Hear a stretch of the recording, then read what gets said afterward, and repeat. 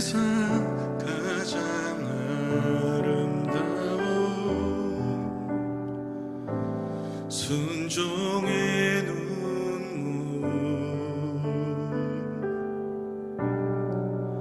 온 세상 다시 빛나게 한 생명의 눈물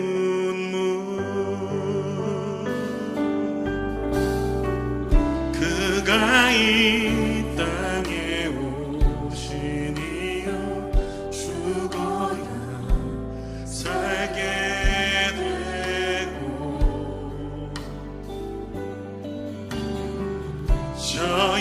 져야만 승리하는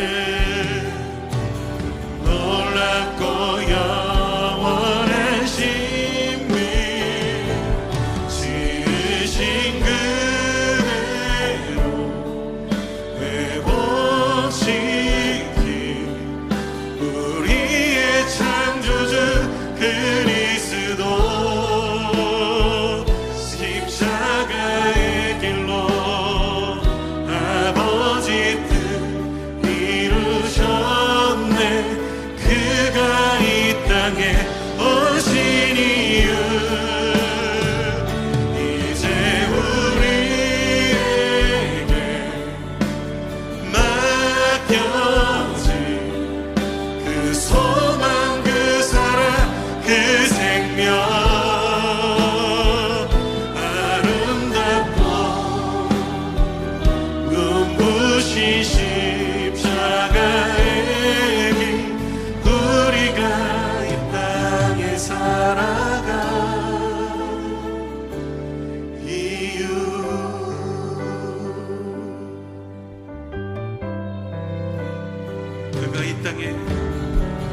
그가 이 땅에 오신 이유 죽어야 살게 되고 져야만 승리하는 놀랍고 영원한 신비 지으신 그대로 회복시킨 우리의 창조주 그리스도 십자가의 길로 아버지 뜻 이루셨네 그가 이 땅에 오신 이유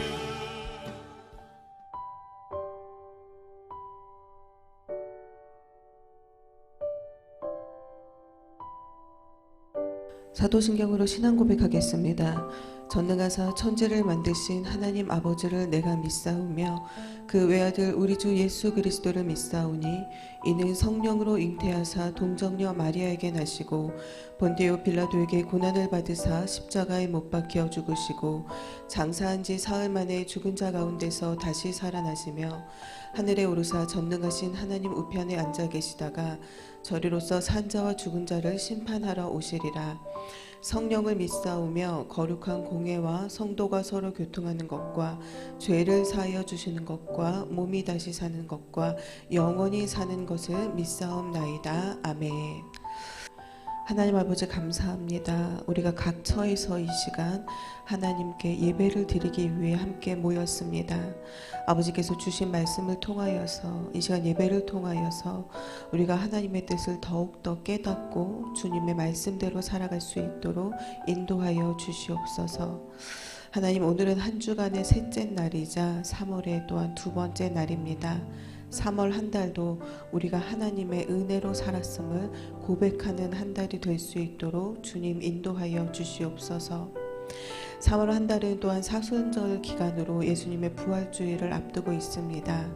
하나님, 3월 한 달 우리가 또한 예수님의 십자가 고난의 의미와 또 부활하심의 의미를 잘 기억하여서 이 한 달 말씀을 묵상하며 나아가는 시간이 될 수 있도록 인도하여 주시옵소서.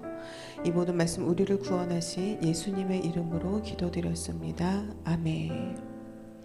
오늘 함께 보실 말씀은 마태복음 16장 13절에서 28절의 말씀입니다. 오늘은 사순절의 첫 번째 날입니다. 올해 부활절은 4월 17일인데요. 부활절로부터 주일을 제외하고 40일을 거슬러 올라간 수요일이 바로 사순절의 시작입니다. 사순절은 부활절을 대비하여서 그 기간 동안 회개하고 금식을 하면서 부활절을 준비하는 기간입니다. 사순절의 첫날에는 성직자가 성도들의 이마에 재를 가지고 십자가의 성호를 긋는다라고 해서 제의 수요일이라고도 합니다. 40이라는 숫자는요, 노아 홍수 때 40일간 비가 내린 것이나 모세가 십계명을 받으러 올라가서 40일을 금식한 것, 그리고 예수님께서 40일간 광야에서 금식한 것들을 통해서 이 40이라는 숫자가 고난과 인내를 상징한다라고도 하지만 사실은 이 40일들은 예수님의 십자가의 고난과는 별 상관관계가 없습니다. 사순절은 성경에서 말씀하고 있지는 않으나 예수님의 부활을 미리 준비하는 기간이 필요하다라는 사상에서 시작된 것입니다. 초기에는 2, 3일 정도를 지켰다가 AD 325년 니케아 공의회를 통해서 40일의 사순절을 지키는 것으로 정했습니다. 그러나 성경에 나와 있는 절기가 아니기 때문에 사순절을 지키는 교회들도 있고 또 부활절 전주인 한 주일 동안 그 고난주간만을 지키는 교회들도 있습니다. 우리가 중보기도를 많이 하지요. 누군가를 위해서 기도해 주는 것을 중보기도라고 우리는 알고 있습니다. 그런데 중보자는 예수님 한 분뿐이시기 때문에 사실 사람이 중보자가 될 수 있는 것이 아닙니다. 그래서 그 이름을 바꾸어서 사용하는 교회도 있는데요. 이미 교회 안에서 오래전부터 널리 사용하는 용어이기 때문에 그냥 사용하는 경우가 더 많이 있습니다. 중요한 것은 뜻을 아는 것입니다. 하나님과 사람 사이의 중보 역할을 하는 분은 오직 예수님 한 분뿐이십니다. 사순절도 성경에 나와 있는 것은 아니지만 부활절 전에 더 오랜 기간 예수님의 고난과 부활의 의미를 생각하면서 하나님의 말씀을 묵상하고 기도한다라고 하면 사순절을 지키고 안 지키는 것을 떠나서 그것은 매우 좋은 일입니다. 부활절 전 금요일은 예수님께서 돌아가신 성금요일이라고 합니다. 그래서 성찬 예배를 드리는 교회들도 많이 있습니다. 예수님의 죽으심에 대해서 우리는 그 죽음이 내가 감당해야 할 일이었으며 나의 죄로 인한 것임을 분명히 알아야 합니다. 그리고 예수님의 죽으심은 우리의 죄를 덮으시고 하나님과의 관계를 회복하고자 하시는 하나님의 은혜라는 것도 분명히 알아야 합니다. 로마서 5장 12절에는요. 이러므로 한 사람으로 말미암아 죄가 세상에 들어오고 죄로 말미암아 사망이 왔나니 이와 같이 모든 사람이 죄를 지었으므로 사망이 모든 사람에게 이르렀느니라 라고 말씀합니다. 즉 사람의 죽음은 사람의 죄로 말미암은 것이었습니다. 예수님의 죽음도 죄로 말미암은 것이었습니다. 그러나 사람의 죽음은 각 사람이 자신의 죄로 말미암은 것이나 예수님의 죽음은 예수님 자신의 죄로 말미암은 것이 아닙니다. 예수님의 죽음은 우리의 죄로 말미암은 것이었으며 그 죄로 말미암아 모든 사람에게 이르게 된 그 사망을 생명으로 바꾸시기 위한 것이었습니다. 오늘 본문 말씀 보시겠습니다. 마태복음 16장 13절에서 17절의 말씀입니다. 예수께서 가이사랴 빌립보 지방에 이르러 제자들에게 물어 가라사대 사람들이 인자를 누구라 하느냐 가로되 더러는 세례 요한 더러는 엘리야 어떤 이는 예레미야나 선지자 중에 하나라 하나이다. 가라사대 너희는 나를 누구라 하느냐 시몬 베드로가 대답하여 가로되 주는 그리스도시요 살아계신 하나님의 아들이시니이다. 예수께서 대답하여 가라사대 바요나 시몬아 내가 복이 있도다. 이를 내게 알게 하니는 혈육이 아니요 하늘에 계신 내 아버지시니라. 아멘. 오늘 본문의 가이사랴 빌립보는 헤롯 대왕의 아들인 분봉왕 헤롯 빌립에 의해서 확장되어졌던 마을입니다. 이곳 주민들은 대부분 이방인으로 우상 숭배자들이었습니다. 바알과 판이라는 우상의 상당을 지었으며 황제 신전을 건립해 놓기도 한 지역이었습니다.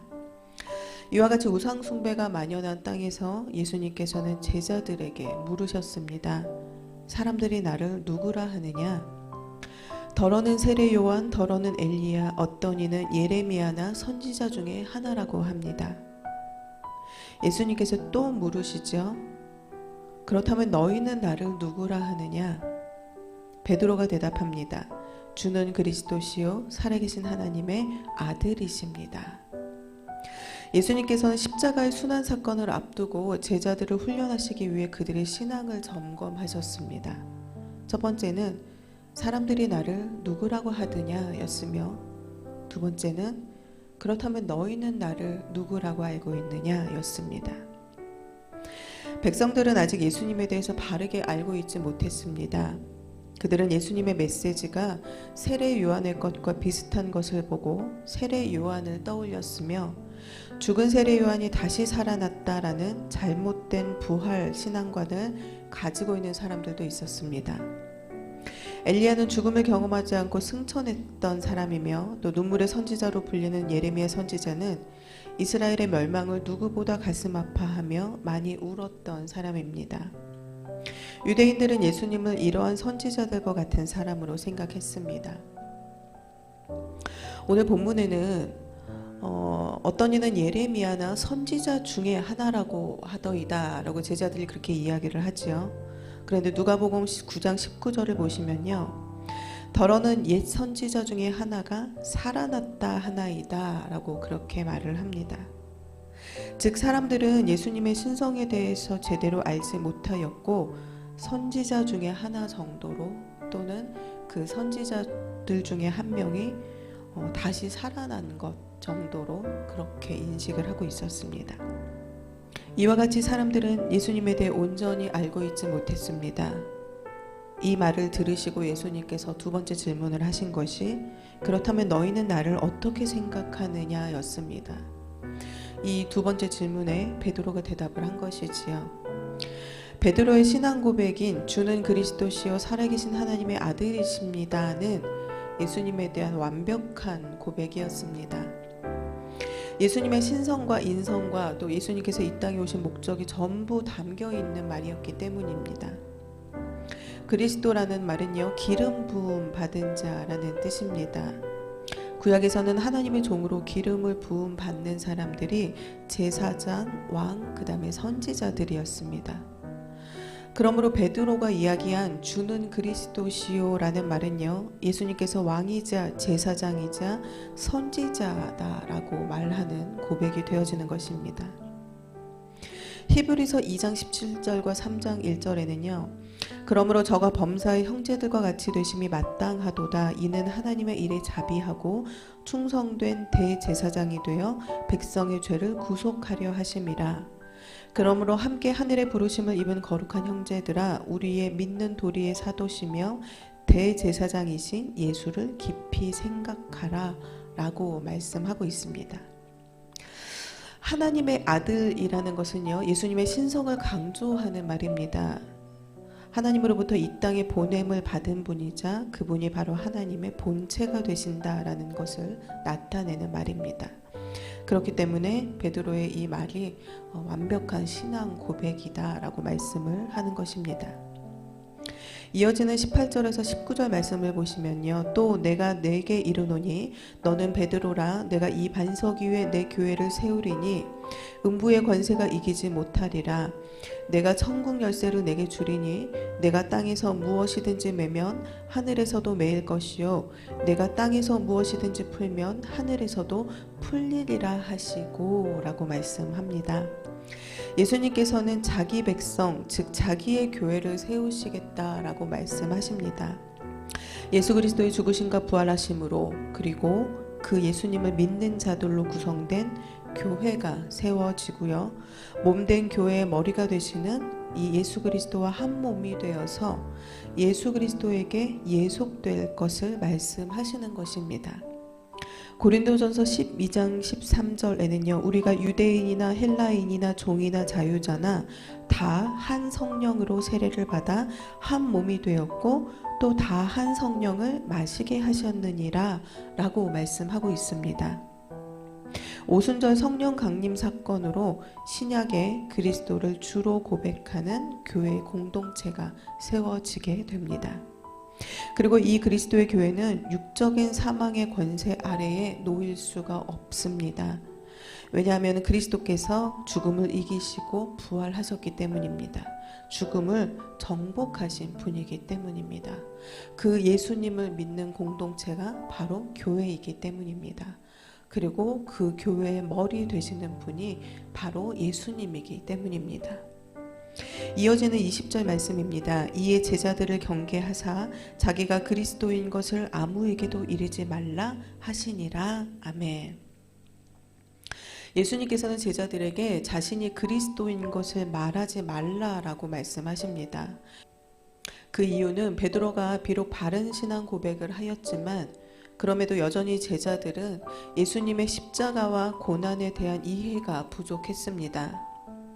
예수님께서는 제자들이 예수님의 십자가 사건과 부활하심을 자신들의 눈으로 직접 목격한 후에야 비로소 그때 가서야 예수님의 사역과 천국 복음에 대해서 바르게 이해하게 될 것이다 라는 것을 알고 계셨던 것입니다.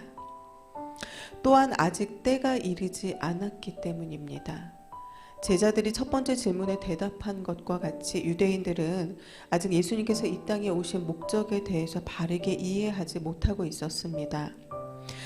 예수님을 정치적 목적으로 자신들의 왕으로만 삼으려고 했습니다.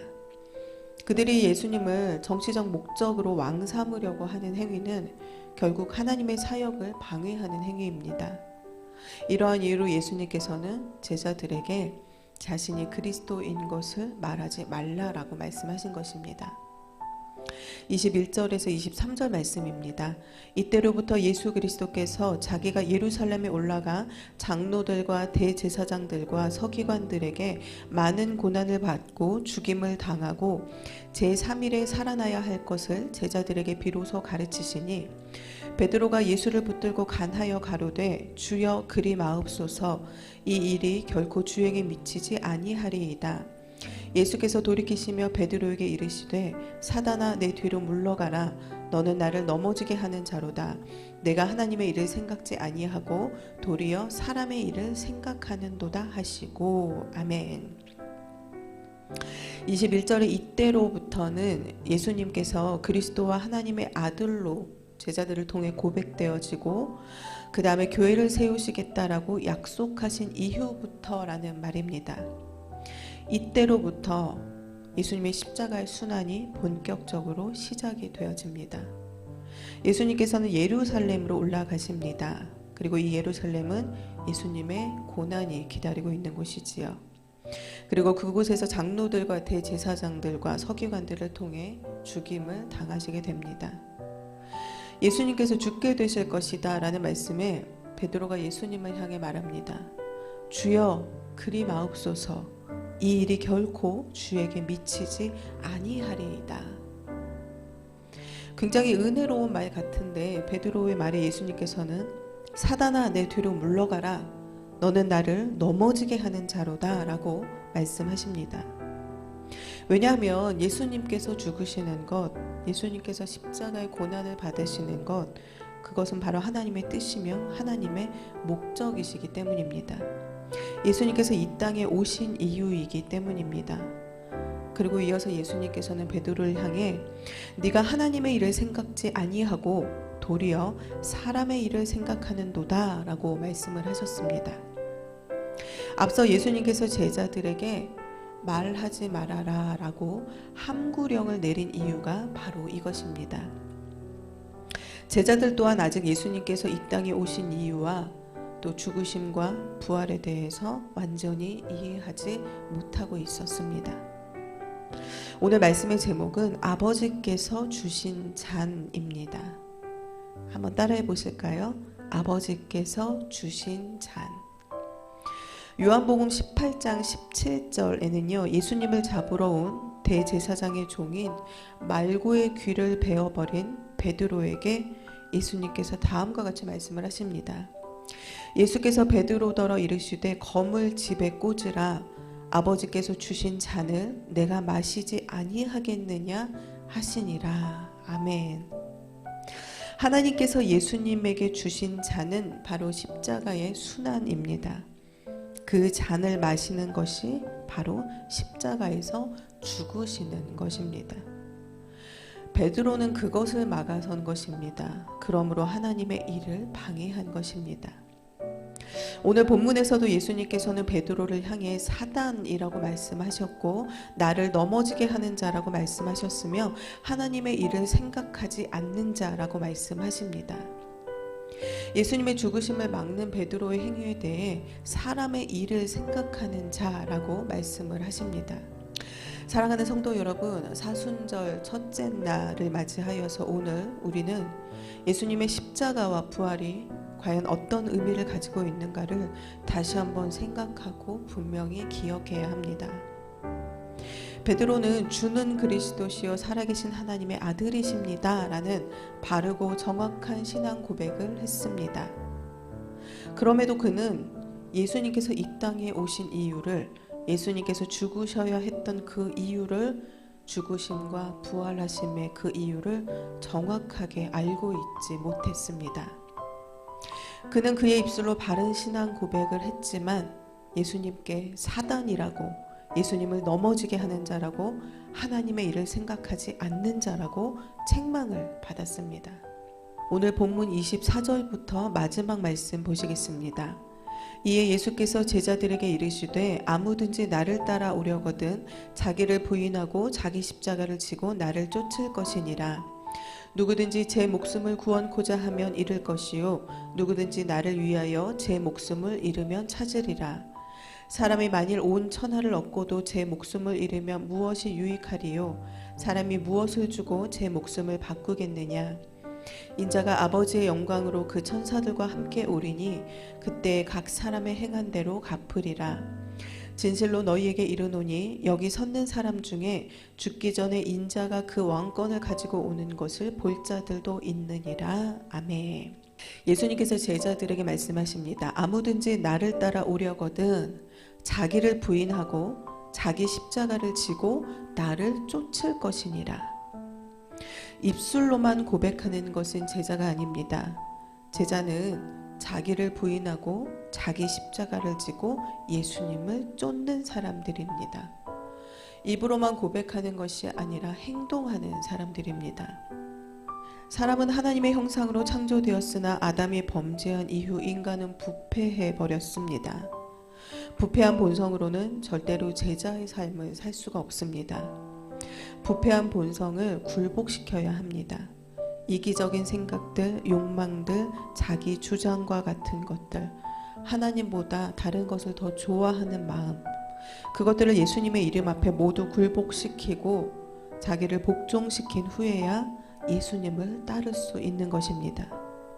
예수님을 따르는 삶은 때로 고난과 역경도 수반됩니다. 자기를 굴복시키는 것이, 고난과 역경을 견디는 것이 싫어서 많은 사람들이 넓은 문을 찾아갑니다. 쉬운 길을 찾아갑니다. 그리고 그곳에도 구원이 있다라고 착각합니다. 그러나 예수님을 따르는 삶이 생명의 길이라는 것을, 구원의 길이라는 것을 아는 사람은 그 입구가 좁다 할지라도, 그 길이 좁은 길이라 할지라도 그 길을 묵묵히 걸어갑니다. 아니, 오히려 그 길을 기쁨으로, 감사로 걸어갈 수 있습니다. 왜냐하면 그 길만이 구원의 길이며 그 길만이 생명의 길이라는 것을 분명히 아는 사람이기 때문입니다. 사람이 죽는 것은 정해진 것입니다. 히브리서 9장 27절에는 한 번 죽는 것은 사람에게 정하신 것이요 그 후에는 심판이 있으리니 라고 말씀하고 있습니다. 사람이 죽는 것은 정해진 일인데 예수님께서 십자가에서 죽으시고 부활하심으로 사망을 이기셨습니다. 사람은 사망을 이기신 그 예수님을 믿고 따름으로 영원한 생명을 얻게 됩니다. 구원을 얻게 됩니다.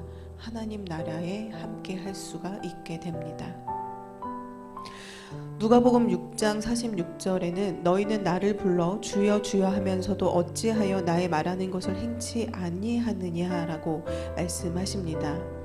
또 마태복음 7장 21절에는 나더러 주여 주여 하는 자마다 천국에 다 들어갈 것이 아니요 다만 하늘에 계신 내 아버지의 뜻대로 행하는 자라야 들어가리라 라고 말씀하고 있습니다. 베드로가 신앙 고백을 바르게 하고도 사단이라고 책망을 받은 이유가 바로 여기에 있습니다. 그는 입술로는 신앙을 고백했으나 정작 하나님의 뜻을 바로 알지 못했고 오히려 하나님의 일을 막아서고 방해하는 행위를 했습니다. 이러한 행위가 바로 주여 주여 하면서 정작 말씀을 따르지 않는 행위이며 주여 주여 하는 자마다 다 천국에 들어가지 못하는 이유가 되는 것입니다. 베드로의 행위는 아버지께서 주신 잔, 즉 하나님께서 예수님에게 주신 잔을 엎어버리는 행위였습니다. 하나님의 뜻을 모르는 사람은 하나님의 일을 방해하는 일을 합니다. 입으로는 주여 주여 하면서 자신의 행위가 하나님의 일을 방해하는 행위인지 모르고 그것이 하나님을 위한 것이라고 잘못된 비뚤어진 열심을 내는 사람들이 있습니다. 우리가 우리의 삶에서 말씀을 듣고 읽는 것에 더 많은 시간을 할애해야 하는 이유가 바로 여기에 있습니다. 예배 드리는 것을 목숨을 지키는 것과 같이 여겨야 하는 이유가 바로 여기에 있습니다. 하나님에 대해서 바르게 알아야 하며 하나님의 뜻에 대해서 바르게 알아야 하는 이유가 바로 여기에 있습니다. 예수님의 죽으심과 부활하심에 대해서 바르게 알고 기억해야 하는 이유가 바로 여기에 있습니다. 오늘날 얼마나 많은 사람들이 예수님의 죽으심과 부활하심을 헛된 일로 또 가치 없는 일로 만들어 버리는지 모릅니다. 예수님을 믿는 것을, 구원받는 것을, 생명을 얻는 것을 가장 중요한 것으로 생각하지 않는다면 그것이 바로 예수님의 죽으심과 부활하심을 헛된 일로, 가치 없는 일로 만드는 것입니다. 또한 예수님이 아니라 다른 길에도 구원의 길이 있다라고 합리화하는 것이 바로 예수님의 죽으심과 부활하심을 헛된 것으로 만들어 버리는 일입니다. 오늘 본문 26절에서는 사람이 만일 온 천하를 얻고도 제 목숨을 잃으면 무엇이 유익하리요? 사람이 무엇을 주고 제 목숨을 바꾸겠느냐라고 말씀을 하십니다. 사랑하는 성도 여러분, 가짜 진리가 판을 치고 있는 세상입니다. 또한 말씀을 자기 멋대로 왜곡하는 거짓된 자들이 너무나 많은 세상입니다. 또 가라지가 너무 많아서 가라지가 알곡인 줄 미혹되기 쉬운 세상입니다. 많은 가라지들 속에 알곡들이 숨어 있습니다. 그래서 알곡이 알곡인 줄 모르고 가라지가 알곡인 줄 착각하는 세상입니다. 예수님께서 받으신 아버지께서 주신 잔을 기억하십시오. 예수님께서 그 잔을 받아 마심으로 또 우리가 그를 믿음으로 구원을 얻게 되었음을, 영생을 얻게 되었음을 분명히 기억하시는 저와 여러분이 되시기를 바랍니다. 그리고 이 선물이 저와 여러분의 것만이 아닌 온 인류를 위한 것이었음을, 우리의 부모 형제와 남편과 아내와 자녀와 손주들과 우리 이웃들을 위한 것이었음을 기억하시는 저와 여러분이 되시기를 바랍니다. 하나님의 뜻을 모르고 경솔하게 행동하는 자, 오늘 본문에서 예수님께서는 그가 바로 사단이며 그가 바로 교회를 넘어뜨리는 자라고 말씀하고 있습니다. 그리스도의 죽으심과 부활하심을 헛된 것으로 만들지 않으시는 저와 여러분이 되시기를 바랍니다. 그리고 그리스도께서 아버지께서 주신 잔을 마심으로 세우신 교회, 그리고 그의 지체들로 모인 우리 모두가 그리스도의 제자로서 하나님께서 주신 그 선물을 전달하는 사명을 받았음을 기억하시는 저와 여러분이 되시기를 바랍니다. 함께 기도하시겠습니다. 이 세상 가장 아름다운 순종의 눈물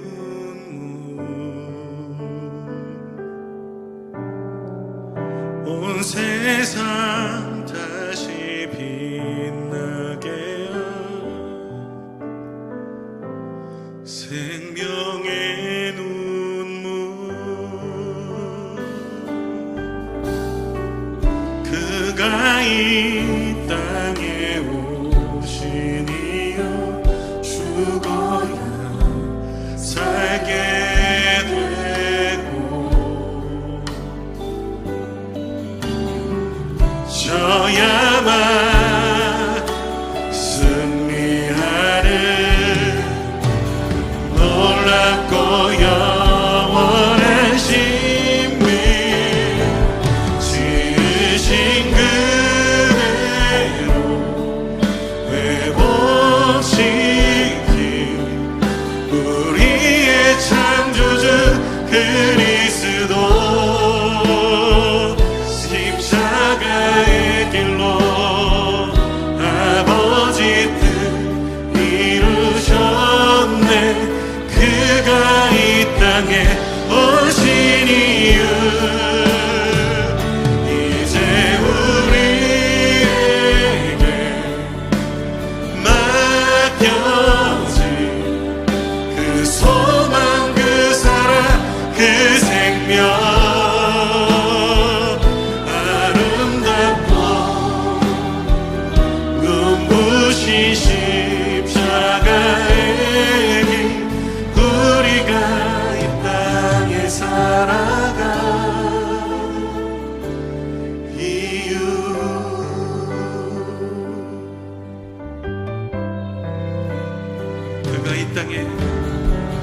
그가 이 땅에 오신 이유 죽어야 살게 되고 져야만 승리하는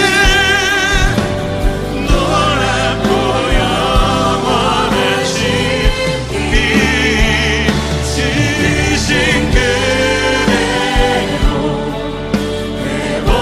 회복시킨 우리의 창조주 그리스도 십자가의 길로 아버지 뜻 이루셨네 그가 이 땅에 오신 이유 이제 우리에게 맡겨진 그 소망 그 사랑 그 생명 아름답고 눈부신 십자가의 길 우리가 이 땅에 살아가 이유 지으신 그대로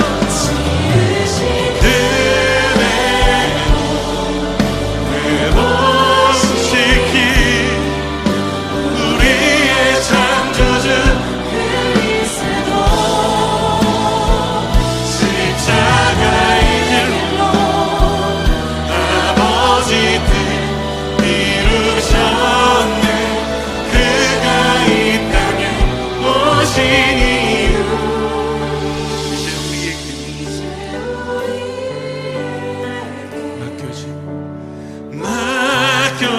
맡겨진 그 소망 그 사랑 그 생명 아름답고 눈부신